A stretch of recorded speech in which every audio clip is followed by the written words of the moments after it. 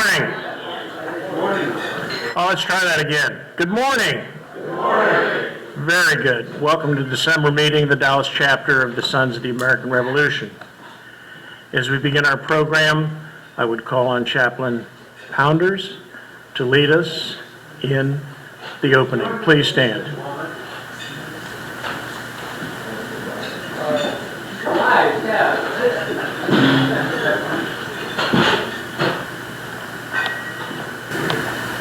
We're privileged this morning to have fire rescue for Dallas here. They've come off the duty for just a moment, so that they might join with us and we might praise them for the work that they do. And God, we know they do a great work. We also do a great work. For this organization, we look to you for guidance and all that we are and all that we do. And we say thank you for all of the blessings that come to us, and particularly those here at the Christmas time. And I'm glad to announce that all of the families represented here this morning are here, happy, healthy, and wise. Thank you. Amen. Amen. Amen. Please remain standing. Color guard. Post colors.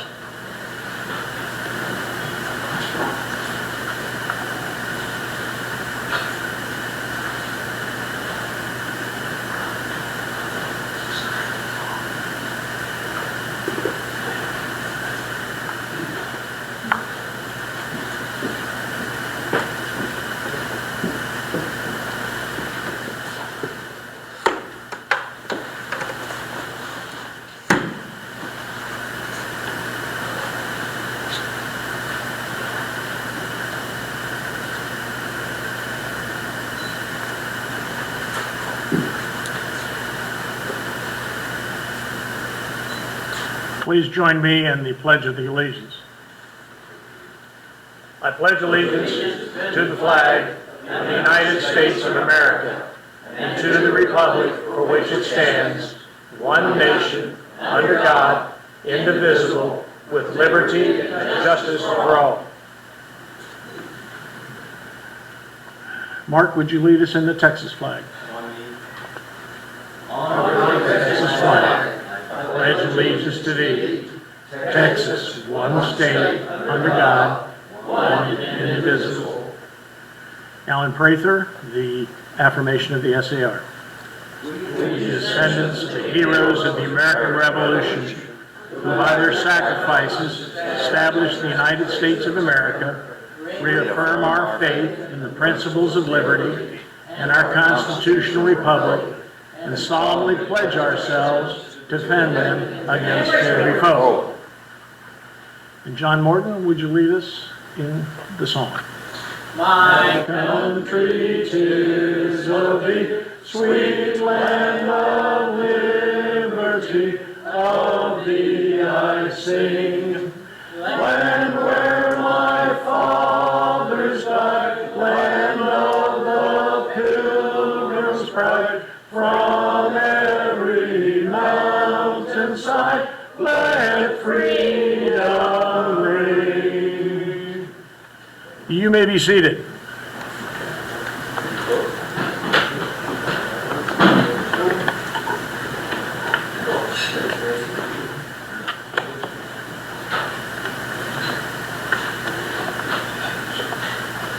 This morning, as you can probably tell by the number of first responders that have joined us, we have a special occasion.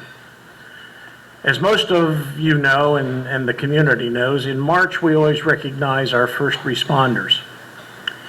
And in doing so, we pay homage to the hard men and women that work in these jobs to support the community.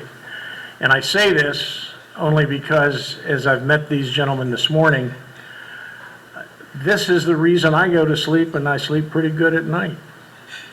Because I know that the fire, the police are going to take care of whatever needs to be done. In a recent activity, I was talking with Tom Whitelock, our secretary, And it was recognized in the newspaper that by the way, the gentlemen that are here represent the 37s and the 28s, fire and rescue. So we've got kind of a combined group of people here. But I want to talk about one particular person who received some acclamation, and we wanted to just further it. Back in, I believe it was May of 2018, there was a young lady who got accosted, and she had gasoline poured on her, and she was set afire. And the fire and rescue responded to the call, and in doing so, there were a few of the firefighters that went above and beyond. And one particular gentleman, as it says in the article, removed his coat, wrapped the young lady up, and helped to douse the flames. Now, unfortunately, I know we're eating breakfast, but some of the flesh was coming off in his coat because he was so adamant about getting these flames out. Now, some time passes, the perpetrator was caught and put in jail, and then most recently brought to trial. But the amazing thing for the firefighter that's involved was that he thought he would go to testify at a trial because someone had died. The young lady was in a coma for 5 months, and she made a miraculous recovery. Not that there weren't going to be some surgeries and maybe some scar tissue, but she was also at the trial, and it went through to conclusion. And the perpetrator got 99 years. So that worked out well. But to that end, when we saw and read the article and heard about this, and I was talking with my friend Jason Evans from the Fire and Rescue downtown, we were talking about this particular person who helped save Danielle Townsend's life. And that is firefighter Peter Hartnett. I would like Peter to come forward if he will.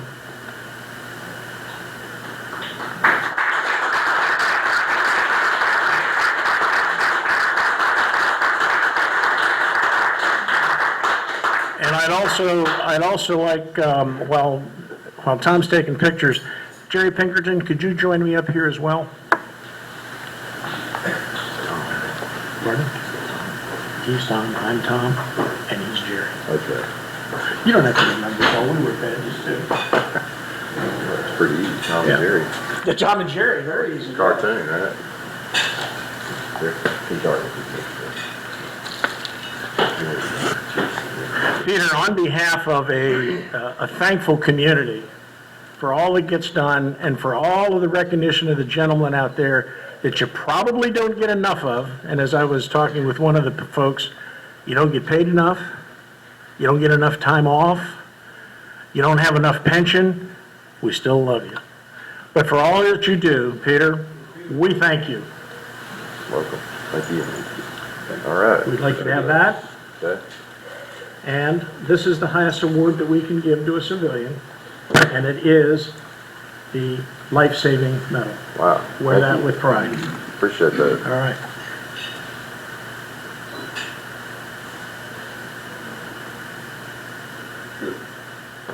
All right. Would you like to say Thank you very anything? much. I would just add that, it's always a team effort, everything we do. It's not one person. That happened to be just the right timing, for me to be there. But, Danielle Townsend, she's the real hero. She suffered for over 13 months in the hospital, 5 of which you mentioned she was in a coma. And she certainly didn't deserve that. No woman, no person deserves it. But I'm glad we could help her. Right. Thank you. That's it. You're welcome. Yeah.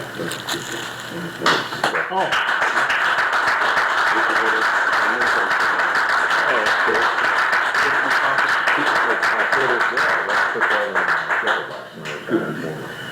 Jerry just gave Peter one of the first issues of the new, well, they're calling them wooden nickels, but they're really not wooden nickels. It's the wooden challenge coin. It's our first, we haven't gone to the metal yet, we went to wooden. And I will tell you, Nick's got them back there.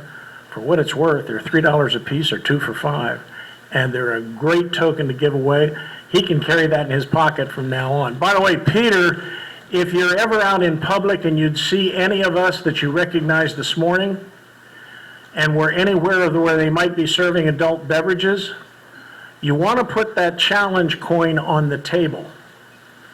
Because if someone you're with doesn't have another challenge coin, they're buying the drinks.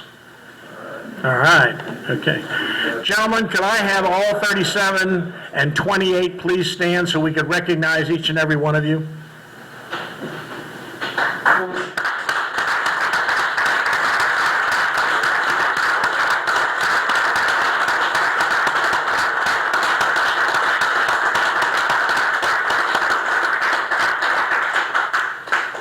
Mr. Chairman, Yes, sir.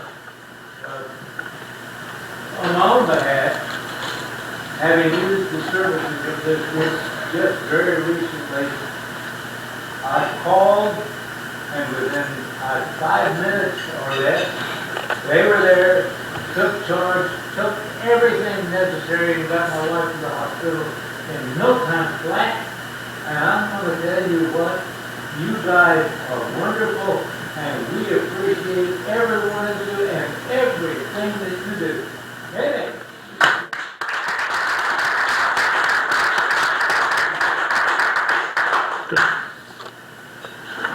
I didn't realize that till this morning that it's the Tom and Jerry show. That's good. I like that. Yeah. Okay, now this morning we have kind of a rare treat. Rare because I haven't seen the man give a presentation for some while, but he's been a friend of our chapter. He's a member of the Plano chapter, and even though he's a native of Fort Worth, but he also told me this morning that way back in time, his grandfather was a member of the Dallas chapter. Not many people can say that. So without further ado, our friend from Plano, Dan Reed.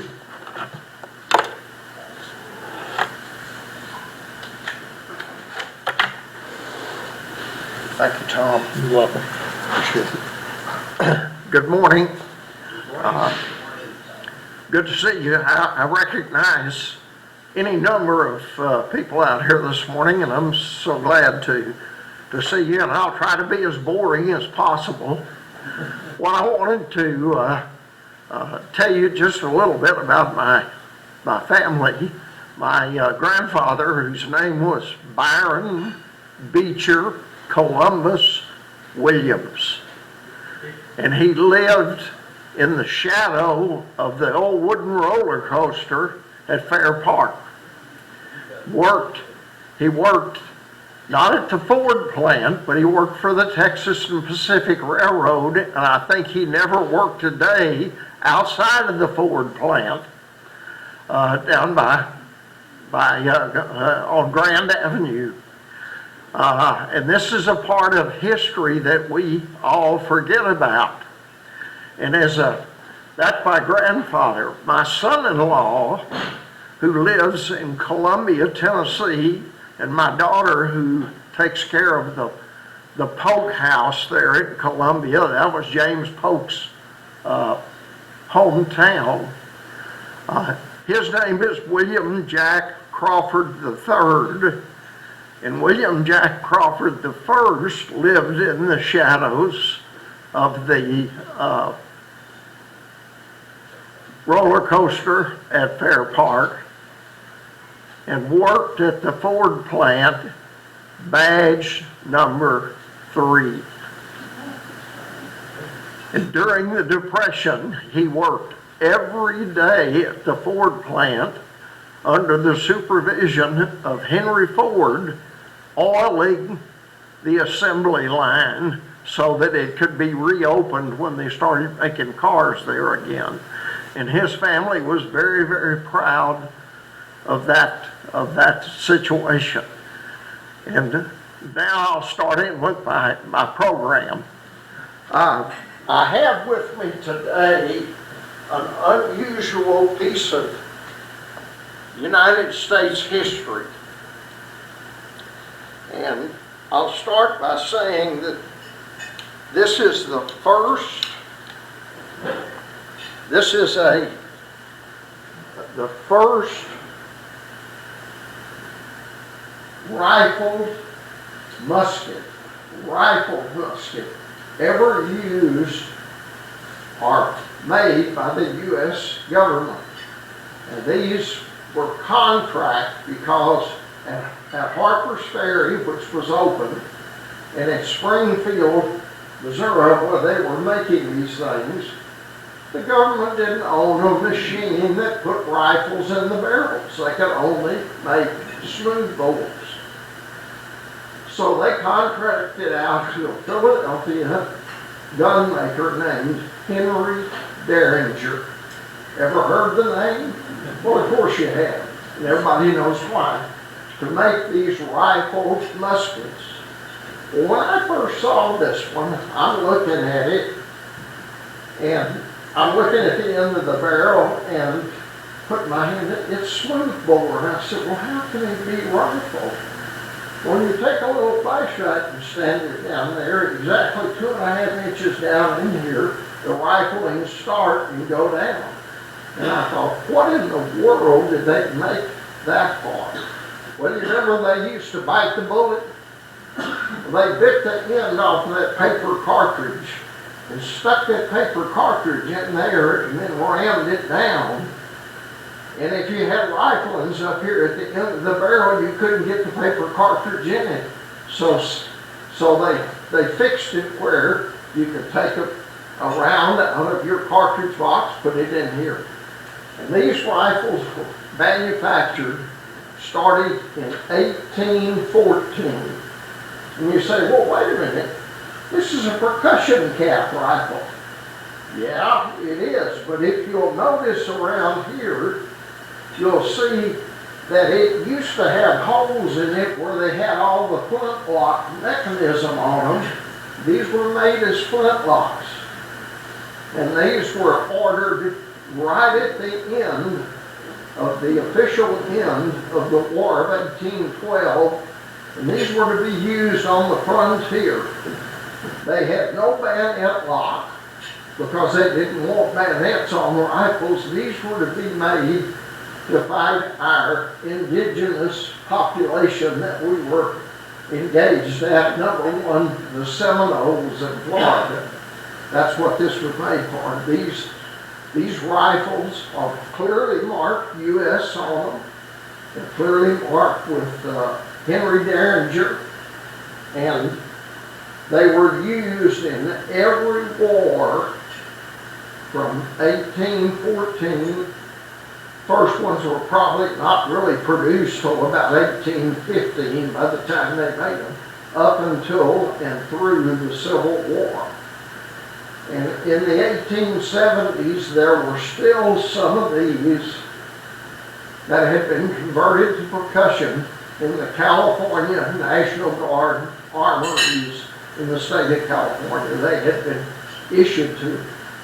Now this particular one, I first saw it about 1945, I guess, in the closet of my grandmother's house. And of course I just looked at it and thought, well, it's an old gun. And being back then, you know, a kid in Fort Worth, if you had an old gun, that was a show and tell to you. You could take that to school, you could do anything with it you want to. Nobody cared about it then. But I always wondered how in the world this ended up in my grandmother's closet. And I'm going to try to tell you the rest of the story about that. Let me back up over here. May have some people at the back of the room that can't hear me.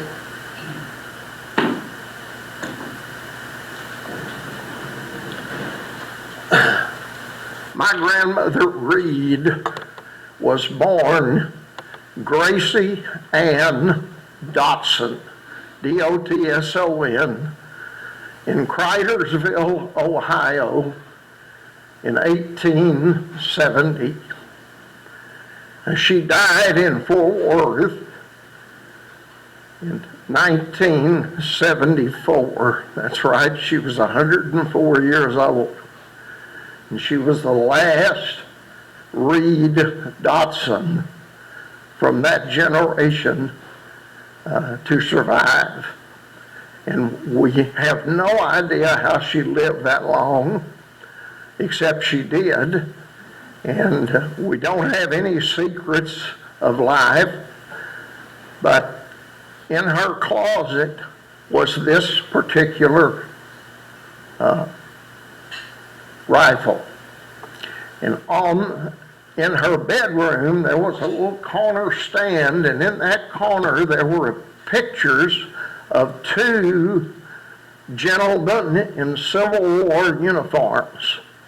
And I always wondered who those guys were.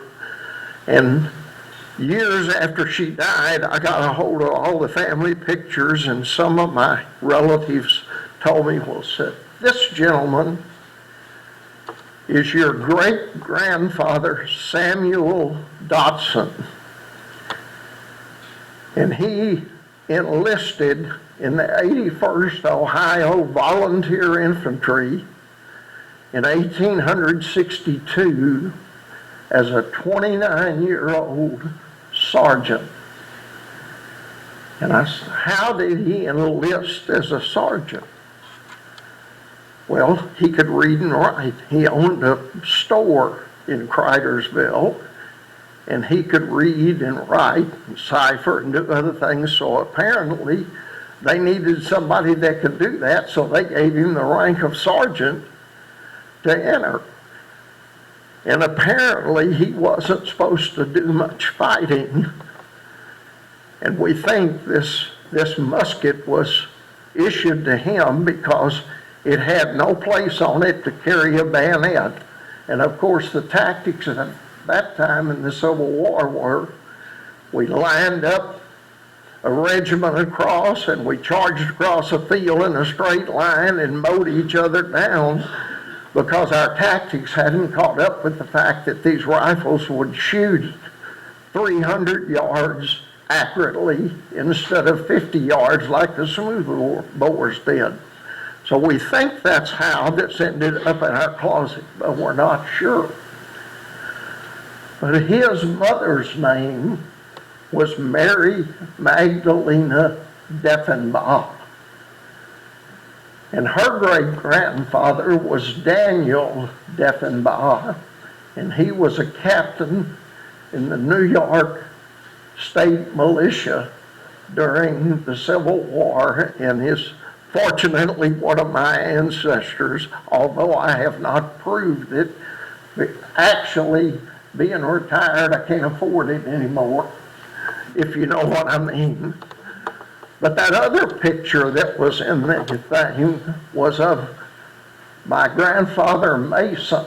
And I'm sitting there trying to figure out how a Reed and a Dotson and a Williams ended up with a grandfather Mason. Well, my Reed great-grandfather died in 1863 in Lima, Ohio, and nobody knows why. Guess he just died, as people got sick back then and died. He was not in the military. He worked in a boiler factory where they made boilers. But in about 1873, my great-great-grandmother Reed married a soldier out of Samuel Dotson's Civil War unit, and his name was Sumner Mason. And so he became, I guess, my great-great-great-grandfather. And all the Reed children that my grandmother had were named after some of these people.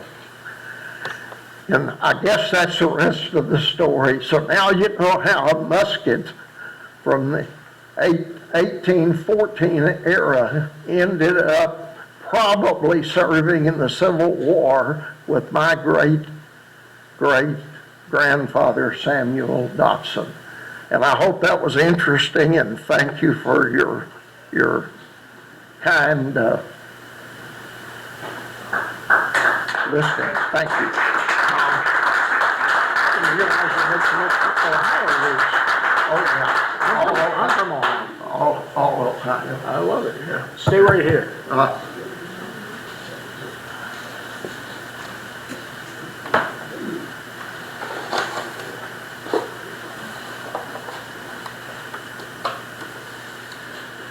Mr. Jerry, would you join me? Would you join me here for a minute?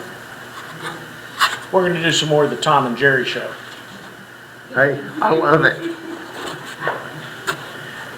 Dan, in recognition of your effort this morning and that Thank you. presentation, we appreciate it. Thank you. We hope you'll make yourself a visitor whenever you wish. Since you have a grandfather who used to be in this chapter, we'd like to present you with our certificate of appreciation. Thank you. I have you move out here because I'm sure they're going to do some photo ops. I'll tell you what, is that a Liberty Bell? No. No, you didn't tell me that it would be something other than a Liberty Bell.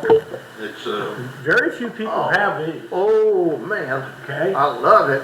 check it out.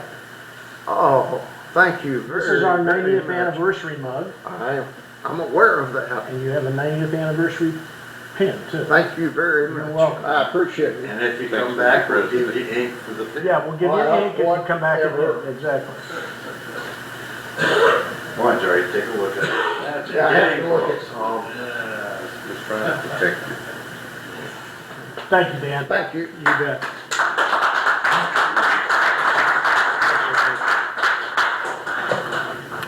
Any of the firefighters who have had enough to eat and probably had enough of this meeting, you're more than welcome to go on about your business and your day. If you want to stay, we're happy to have you because the buffet is still up, but you don't have to because we'll get into our business meeting now.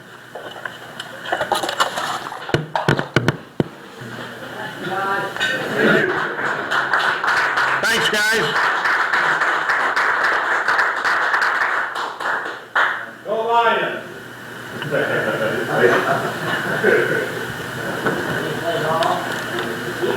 You know, Jack Carpenter up here has got his transfer papers in. He's going to be transferring from the Plano chapter, sorry, Dan, to Dallas. And I just wanted to say I've had a very short but nice relationship with Jack. Neighbor of David Temple's. You're both in Capel, I believe. Anyhow, Jack this morning and I had an old conversation as we were going through his transfer paperwork, very delightfully volunteered to help us. And he is going to become, next year, our greeter at the meetings. As I told Jack, we need a good face and a good hand, and that's how I met you. So thank you for that, and we'll look forward to that. He's going to do some other work also for us with the DAR and the CAR. So Jack, as soon as it's all official, welcome to the chapter. We appreciate it. Now, I've got a few people I still want to recognize. Obviously, we have some state officers in the House.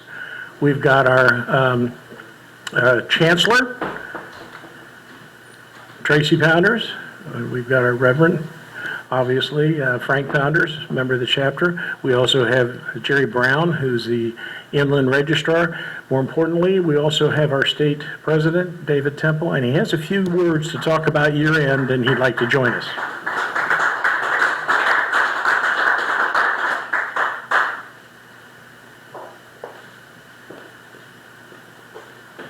And I promise I wasn't trying to grab agenda time. I got volunteered to add a few things.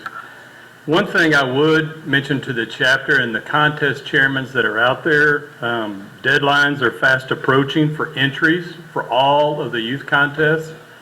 Several of them, night essay, CAR essay, the oration contest, the American history teacher, those are all chapter deadlines of 12/31, so we've got 2 or 3 weeks for that, or under 3 weeks now. Eagle Scout right after that, January 1st. These are on the Texas Society website, and you can just search Texar Youth Contest and you'll come to the summary page. JROTC, we've usually had entries for most of these, January 15th, and then we got the poster and brochure, which will be February 1st. Another item I'd mention is the state meeting will be at the Westin at the Woodlands, March 26th to March 29th. So at least maybe mark it on your calendar. I don't think any of the registration stuff is up and out there yet, but I'll verify that when I get back. One short item here, Tom, the newsletter contest for National, deadline is tomorrow. If you want to send a copy of one of our newsletters electronically, if you've done it, perfect. I just thought I'd mention it because we're getting close. I'm waiting for your look. When? That I don't have control over. And this is for national. This is going straight to national to compete in 4 or 5 different varieties, single sheet, double sheet, multi-sheet. They've got a variety of them. The next time I'd mention briefly is for years Ralph McDowell has personally taken on the challenge of getting members to pay their dues if they haven't paid their dues yet. The reporting for that is behind this year. We've had kind of a difference in the way we've processed the dues this year. Hopefully a report will get out shortly so the chapter will be able to tell where they are.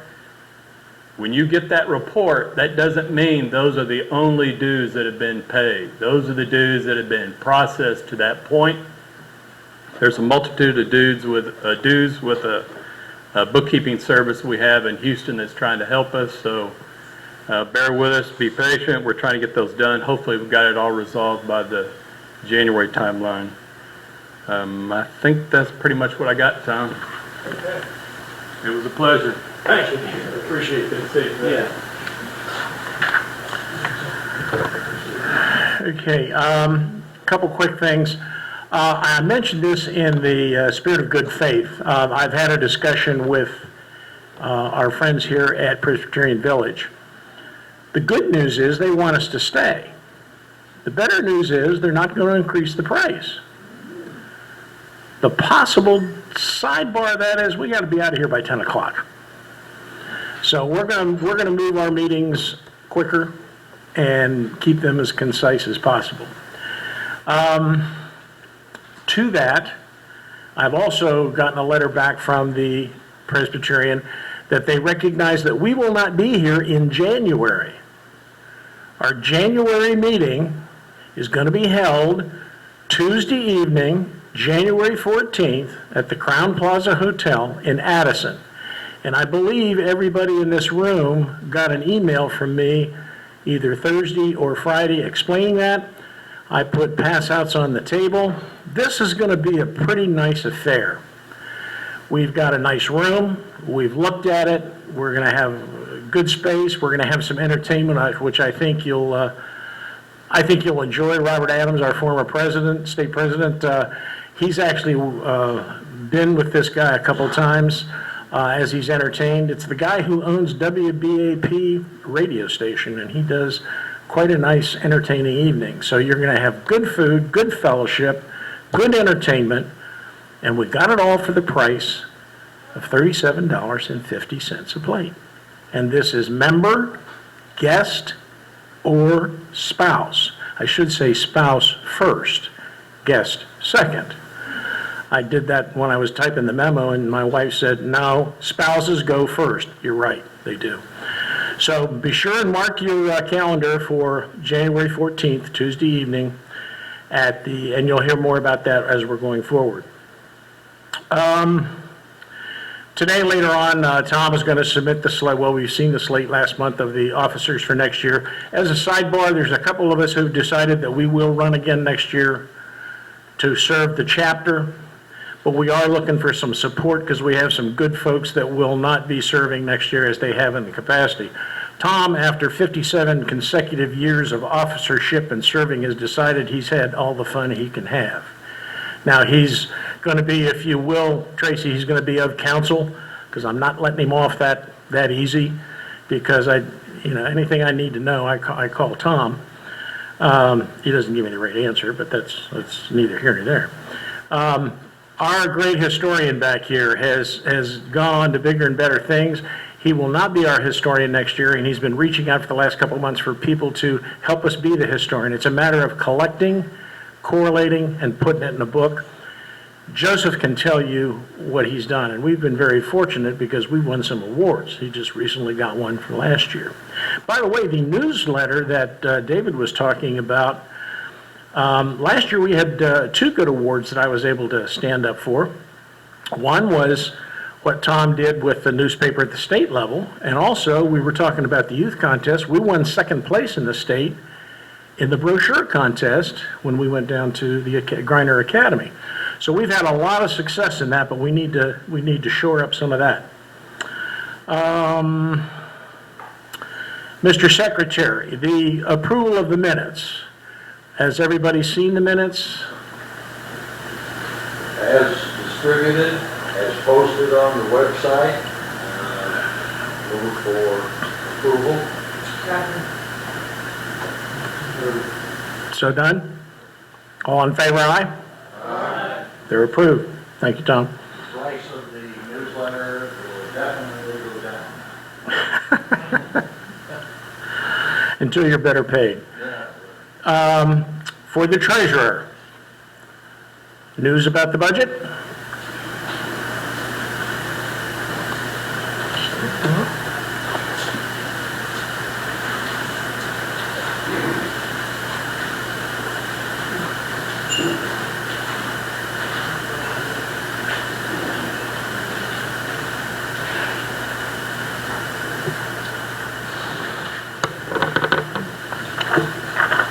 On one side of your sheet, you should have the current income statement through the end of November, and on the back of that is the proposed budget for 2020. That was included at the November meeting for our first cut to go through and see what you wanted on there. About the only addition that I see that's on here, changed from last month, is 3rd line down in the brown print, Minuteman Fund 90th Anniversary Dinner, thanks to Tom Smith, who is our financial manager with North Dallas Bank and Trust, where we have both the Ritchie and the Minuteman Fund. Outside of that, all of the brown entries in here have to do with our coming 90th Anniversary Dinner on Monday. Is it Monday, Tom? It's Tuesday. Tuesday, 14th of January, over at Crown Plaza Hotel. Are there any questions I can answer? Hearing none, I would entertain a motion to approve the proposed budget for 2020. Would anyone care to? I have a move right there. Okay. Second. Move, is there a second?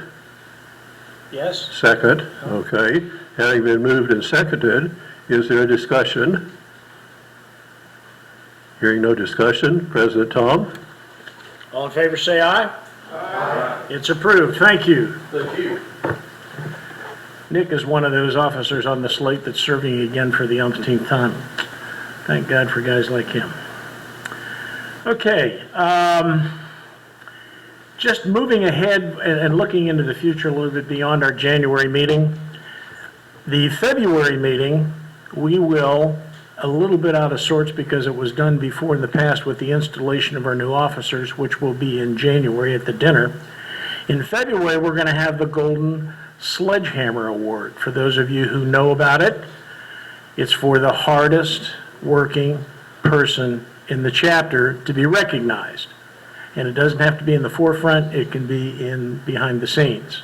For those of you who don't know about it, it's for the hardest working person in the chapter to be recognized. Fortunately, a couple of years ago, I was recognized, and I proudly wear the little gold hammer, and there's a number of us in the room that wear it also. And I'll have as many of those good people with us when we award the sledgehammer in February. At this time, I think it's time to call on Jerry Pinkerton.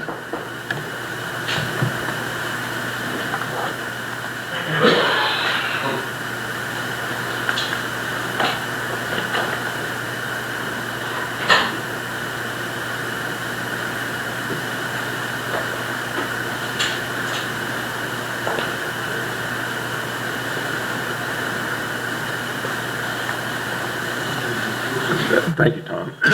You have the ceremony, yes.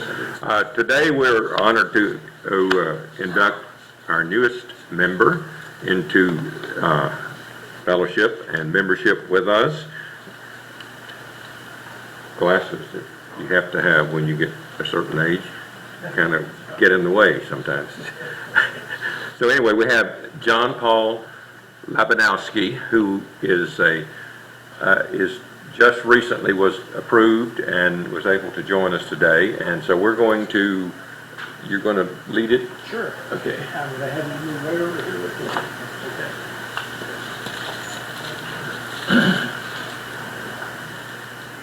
Having been, I'm sorry, raise your right hand. Thank you. John, having been accepted as a member of the Dallas chapter of the Texas Society of the Sons of American Revolution, do you, as a descendant of one of the patriots and heroes of the American Revolution, reaffirm your ancestors' faith in the principles of liberty and our constitutional republic? I do. And will you pledge to support the patriotic, historical, and educational objectives of the National Society, Sons of the American Revolution? I do. I now take great pleasure in presenting you your membership certificate.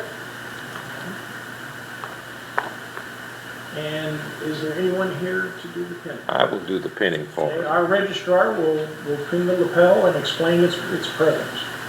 This lapel pin is in colors of buff and blue, which were the colors of George Washington's uniform. So wear it proudly. And thank you. Thank you. Glad to have you aboard. Now, we welcome you to the Dallas chapter. We ask that you work with us to fulfill the purposes and objectives of the Sons of the American Revolution. At this time, we'd like to know if you'd like to invite you to address the membership on anything you want to talk about your ancestors. First, I just wanted to say thank you. I'm very excited about joining the Dallas chapter. Until not too long ago, I didn't even realize a Dallas chapter or this entire organization existed, so I'm quite excited to know that it exists. It seems like it's a very strong group, and I'm honored to be a part of it. As far as my ancestors go, I've been doing a lot of research and learning a lot about my ancestors, which has been really fun and really exciting to do. I know they would be thrilled and honored to know that here we are several hundred years later, maintaining a group like this and honoring their legacy. So anyway, just wanted to say thanks again, and I'm excited to become hopefully a contributor to the group. Thank you. Welcome to the chapter. And you heard his speech a little earlier about challenge coins. Well, Turn around here. here we got the photographer over here. Yeah, so there we go. Okay, so here is your challenge coin.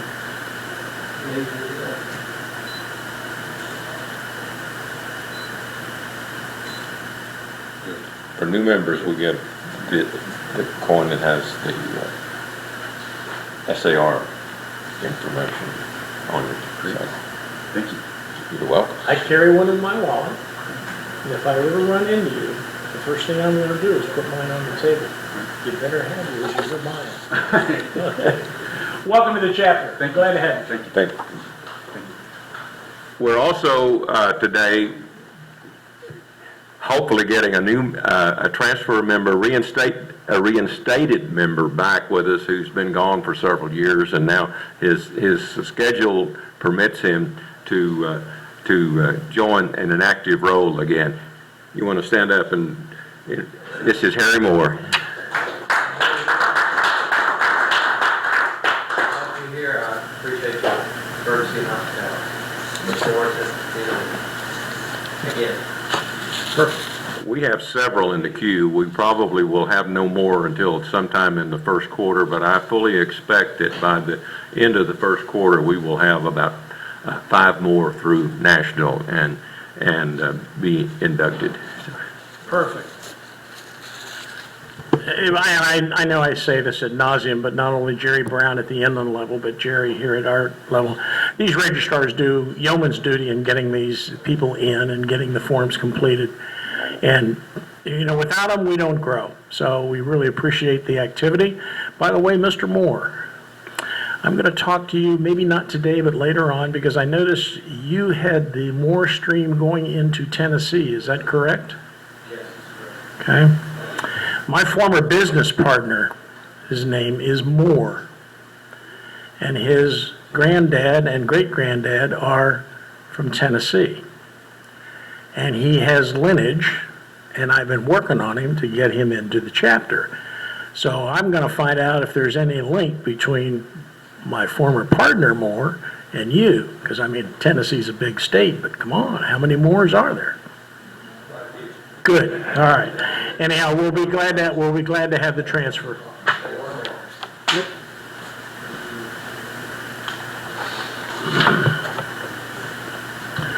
Okay, we're right on time.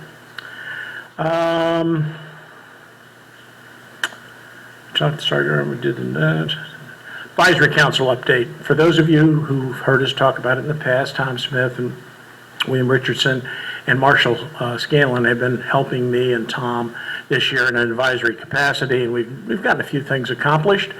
I would mention today, you haven't seen Marshall last or this meeting. He's well. He had some unexpected surgery. He didn't know what was causing his discomfort, and he wound up having his appendix. No, he wound up having a hernia operation. So he's a little touchy and a little sore, but we're going to get together with him later, right after the first of the year, and Jerry Pinkerton has kindly volunteered to help us so that we can finish up the PowerPoint presentation that we started on 6 months ago, which is the indoctrination for new membership, and we're looking forward to getting that done, and I appreciate a little volunteer help there. The reason Jerry's doing it because he knows I don't know anything about a computer, and he does. Okay, right now I would call on Tom Whitelock as the outgoing secretary to submit the slate of officers for 2020 for vote and nominations from the floor. Thank you, Mr. President, for the second time. The nominations were put forth in last month's meeting. For President, Thomas Van Fossen. For First Vice President, Mark H. Harrison. For Treasurer, Carl N. Harper. For Registrar, Jerry W. Pinkerton. And for Chaplain, Frank H. Pounders. All others to be named as harassed. Do I hear a motion for acceptance of the slate?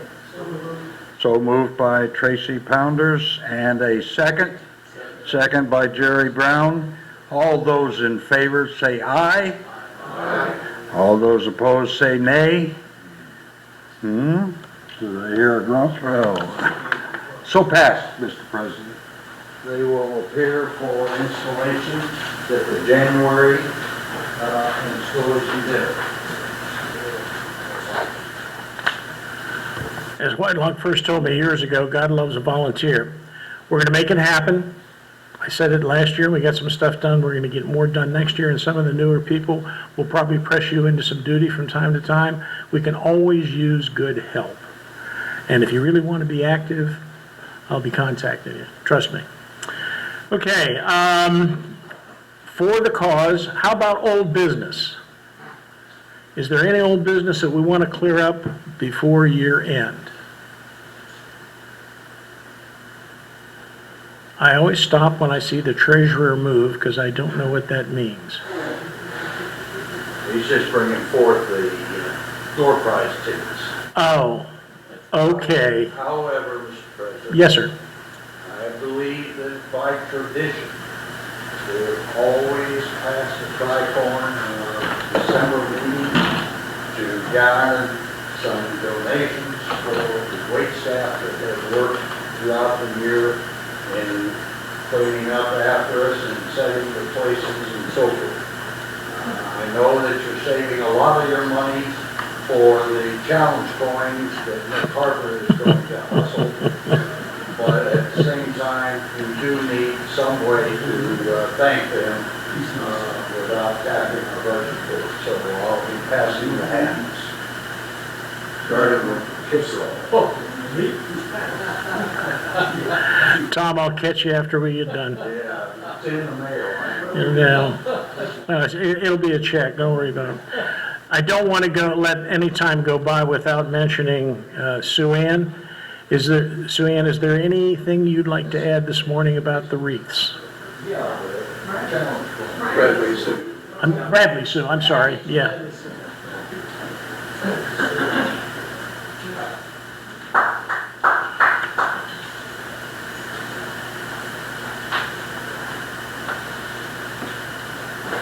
Excuse me dropping the Bradley, I know better.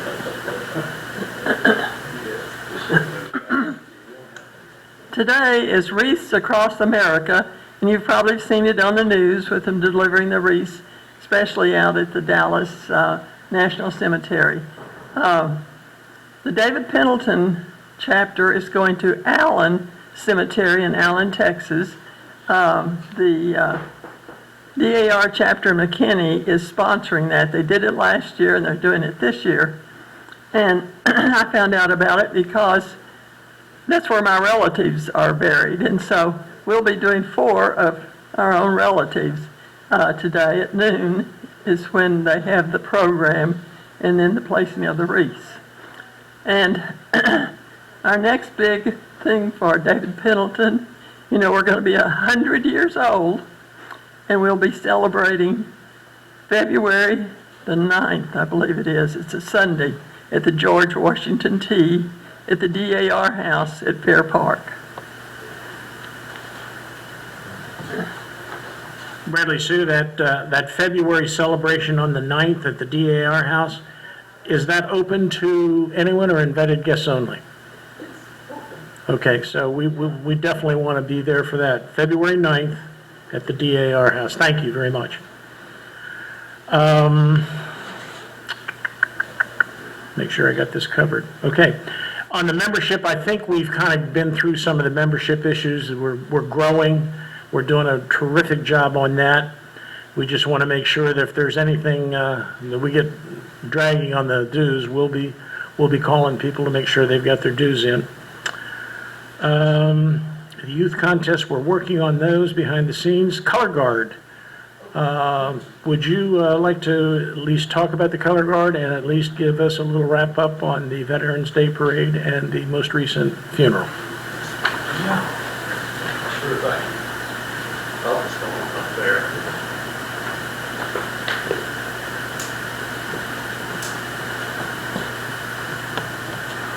The Color Guards had a good year at the Veterans Parade. There were several of us. We absolutely got second place in the patriotic events. Although there were only about 6 of us plus the driver, but that was something. The second place, and there'll be a dinner for a couple of guys from our Color Guard going, including Tom and Jerry Pinkerton. Yes. Brent Carson. Okay. I've thought about going, but I'd rather give it to some guys that really deserve what they've done for this chapter, and including our president and Jerry Pinkerton, the registrar. And but overall, we've had a good year. I'm one of these guys now that have reached the age where I have to ride on a trailer, give up marching. So, but there are a lot of events. There are a lot of marching, including the Ennis Parade. We have several events for veterans, and July the 4th and things like that. So if anybody's interested in going into the color guard, there's plenty of opportunity there. And Tom has been, Whitelock has been at this for years. So anyway, Tom, turn it back. Robert, I thank you, and I'm sure everybody knows you've been doing it quite a long too. And by the way, I appreciate the offer on accepting the award for the chapter, and Jerry and I will be very happy to be there. I corresponded with Lieutenant Colonel Moss and told him we would be there. By the way, that's going to be a lunch. Lunch. Right here's a flight on Thursday, January 23rd, I think is the date. If you show up It's actually the 16th.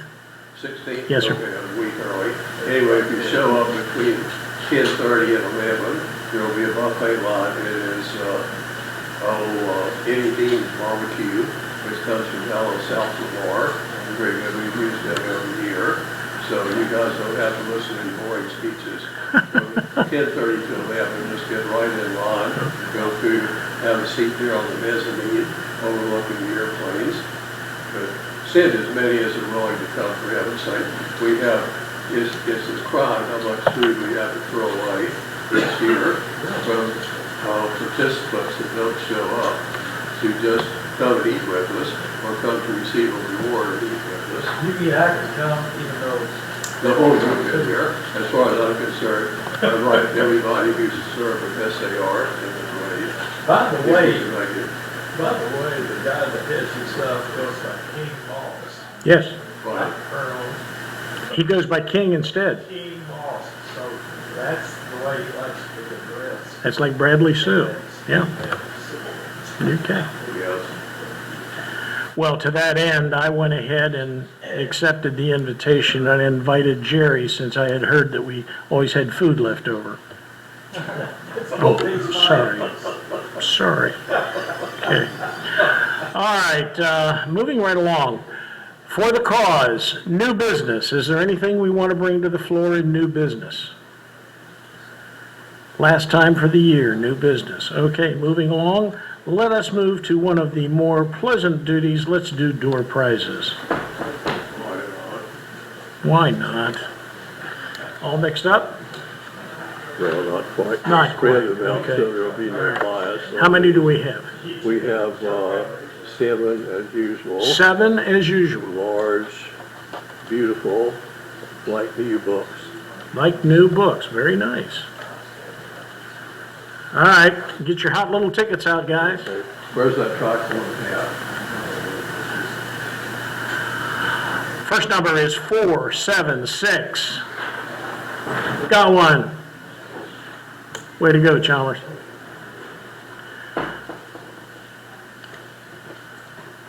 Second number is 479.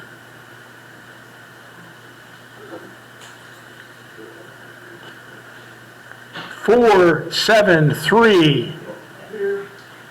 All right.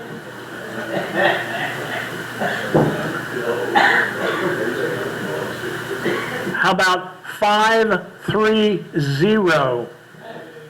All right. One for the chancellor. 472. All right. It's a family affair.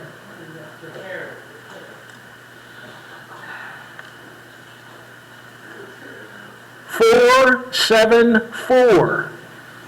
All right, Dan, jump in there.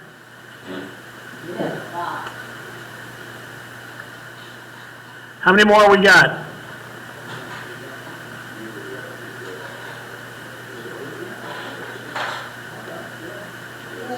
Nick, how many more we got? 2 more. All right. How about 531? All right. Good job. And the last one, 468. All right, Mark. Okay, good job.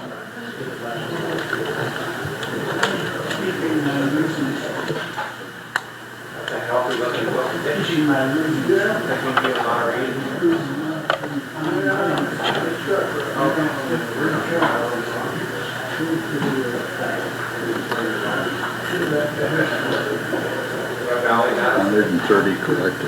I got to put mine in here. Should I give it to the lady up there or give it to the cook? The lady in the office, okay. We got $137 collected, and that's without my donation, so we'll have 138. Oh, no. Anyhow, I will make sure that Monday I come back over to the lady who I deal with here, and we'll have it distributed by the people that do it in the kitchen. So thank you for all of that. Okay, if I could call on the benediction from our chaplain again, Mr. Frank.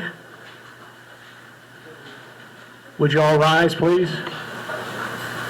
As we prepare to leave here, let's give our final respects to two of our members who passed last month, James Fairbairn and Joseph Wolf. To God, we give thanks for their lives and their service to this organization, and each one of us takes pride in what we ourselves are doing, not just for this organization, but for the good of this nation and the good of the world. So we know you bless us, you send us on our way, happy, healthy, prosperous, and filled with the joy of life this Christmas time. Amen. Amen. And join me in the recessional, if you will. Until we meet again, let us remember our obligations to our forefathers who gave us our Constitution, the Bill of Rights, an independent Supreme Court, and a nation of free men. We are adjourned. See you all on the 14th in Addison.